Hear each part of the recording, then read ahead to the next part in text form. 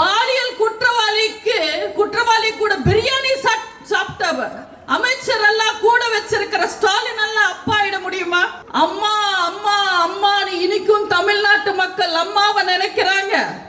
அதனால அதிமுகவை நம்ம என்ன செஞ்சாலும் ஆட்டவோ அசைக்கவோ முடியல, ரொம்ப பலமா இருக்காங்க. அதனால நீங்களும் அப்பா ஆயிட்டீங்கன்னா திமுக ஸ்ட்ராங் ஆயிடும். நாளைக்கு உதயநிதி தலைவரா வந்தாலும் இது அப்பா வீட்டு கட்சி தான் சொல்லிக்கலாம்னு ஐடியா கொடுத்திருக்காரு. நம்ம துண்டு சீட்டு முதல்வரும் ஓகேன்னு சொல்லிட்டார். பச்சை குழந்தைங்க குடிக்கிற பால் விலை ஏத்தின ஸ்டாலின் எல்லாம் அப்பாவாக முடியுமா? காவல் நிலையத்துல இருக்கிற பெண்களுக்கே பாதுகாப்பு இல்லாம ஆட்சி நடத்துற ஸ்டாலின் எல்லாம் அப்பா ஆயிட முடியுமா?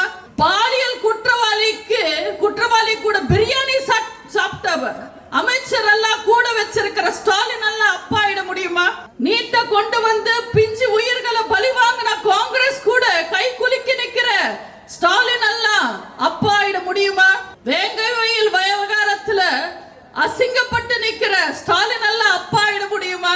இப்படி திமுக பத்தி பட்டியல் போட்டு சொல்றதுக்கு 1000 அசிங்கங்கள் இருக்கு. ஆனா சபை நாகரிகத்தை கருதி அப்பாவை எதுவும் குறை சொல்லாம